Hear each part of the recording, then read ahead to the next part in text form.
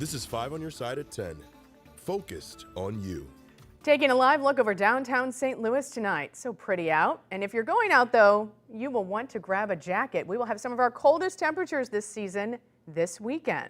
Thank you for joining me. I'm Ann Allred. There's even the possibility of frost for some areas. Our Weather First team's keeping an eye on the temperatures tonight. So let's check in with Chief Meteorologist Scott Connell. For a lot of people, they have been waiting a long time for this. For some that want the cold air, it's here. Now it's moving in. Now, here's the thing. We're kind of in this pattern where we're going to be chilly for tomorrow, warmer on Sunday, and then chilly again by Monday. But the bottom line is tomorrow, for the first time in a long time, temperatures will drop back into the 30s away from town and lower 40s in town. Probably the coldest air we've seen since the very end of April or the very beginning of May, depending on where you are. Cold front came through. Temperatures continue to drop. We're down to 51 degrees now in St. Louis. That frost advisory, it doesn't include St. Louis. In fact, most of the area, we don't have to worry much about frost tonight. But Phelps and Dent counties down to the southwest of St. Louis, that's where there's a slightly better chance of seeing some of that patchy frost. And for the most part, it'll be light patchy frost, and it's mainly west of St. Louis. But the chilly, dry air is now here. The winds will settle towards daybreak. That helps with frost formation. So that patchy frost possible mainly west of St. Louis. We'll catch you in a few minutes. We'll talk about all the changes coming over the weekend and some big news on the middle of next week too, Ann. You can always get our Weather First forecast by texting the word weather to 314-425-5355. A woman is dead after a suspected drug overdose inside of the Ferguson Walmart. Tonight, we're learning police have been called to the store hundreds of times just this year. Robert Townsend has more about the type of crimes police are seeing. When we stopped by this Ferguson Walmart Friday afternoon, everything appeared to be peaceful. But around 8 this morning, police descended on the North County store after a female shopper made a startling discovery. There was a female found unconscious and not breathing in the female bathroom. Police say the 25-year-old victim died from an apparent drug overdose. It was a somber moment in there. We all felt sorry for her. Police closed the store for several hours. It's not the first time this Walmart has been at the center of police investigations. Police say in February of 2020, a suspected shoplifter shot a Calverton Park police officer multiple times when he was off duty and working as a security guard at the business. In October of last year, a violent brawl broke out inside the store among shoppers who knew each other. Fairly crazy. Craig Brooks was inside the store that day when customers attacked each other, threw objects, and sprayed fire extinguishers. Wasn't really expecting that. I thought it was just going to be like a standard day. I just come here when I have to. I checked with Ferguson police and they tell me since January 1st they've been called out here to this Walmart to investigate nearly 500 calls. A majority of those calls, they say, were for shoplifting. It's not the store. It's when you have a business that is as popular as Walmart is, it's going to attract a lot of people. And you're going to get the more people, the more opportunity for, more crime. Private security officers routinely patrol outside the Walmart. Inside, off-duty police officers try to keep the store safe. Just be respectful to one another and just go about your business, get what you need, get out, try not to start any trouble.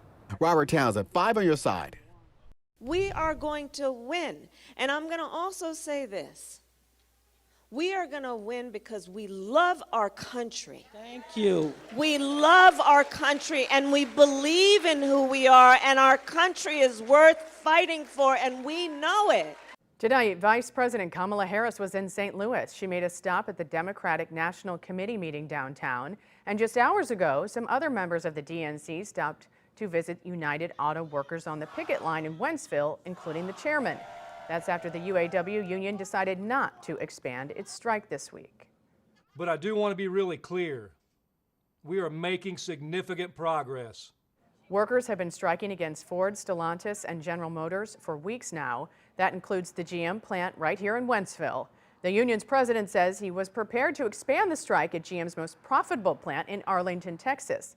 That's been called off since the GM agreed to put electric vehicle battery manufacturing into a possible contract.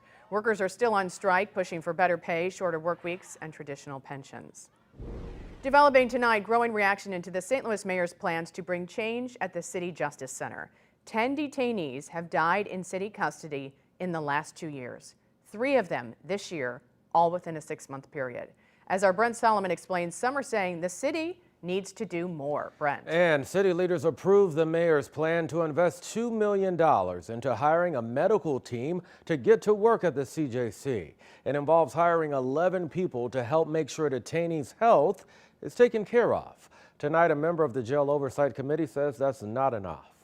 As a family member, I'd be petrified if I had a loved one accused of a crime and they were in the City Justice Center right now. Former St. Louis Health Director Pam Walker now sits on the city's Detention Facilities Oversight Board, a group the mayor created to advise her and jail and law enforcement officials about operations, conditions, and policies. After 10 deaths at the CJC in 2 years, That is just way too many. Walker says the board was not asked to weigh in on a new policy city officials just approved. The $2 million plan involves the creation of a chief medical officer and a team of 10 new workers to report to that person. Walker says that's a good first step, but realizes it will take some time to get that team running. And we need something more immediate. There needs to be someone in there now looking at what is happening and making sure that changes are made now. She refers to one of the most recent deaths. 32-year-old Carlton Bernard died in August. The medical examiner says from a specific type of dehydration caused by diabetes, not from being deprived of water. The medical examiner says there was no record of the detainee ever being diagnosed with that disease in the medical records she reviewed. I mean, who responded? Did the corrections officers respond? Did the healthcare provider respond? Those kind of hard questions have got to be asked. It's your responsibility to make sure they didn't die. Walker says at the end of the day, it's about humanity and the right to health care, even in detention. The City Justice Center is a place where you're supposed to hold people and hold them safely.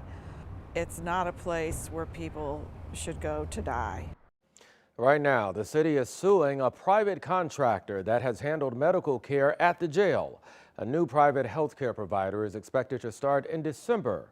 That's on top of the new chief medical officer and staff that will come on at the jail. We don't know when that team will start. Today, the St. Louis Board of Aldermen introduced a new bill to protect the homeless. It's called the Unhoused Bill of Rights. This comes days after the city removed a homeless encampment right outside City Hall. The bill proposes safe camping areas and expands mobile bathrooms and showers. It now moves on to a committee. Crews are investigating this fire at the Railway Exchange building in downtown St. Louis. It started just before 3:30 this afternoon, and fire officials are telling us it started from the outside on the first floor. That building is the one that used to be the flagship store for Famous Bar.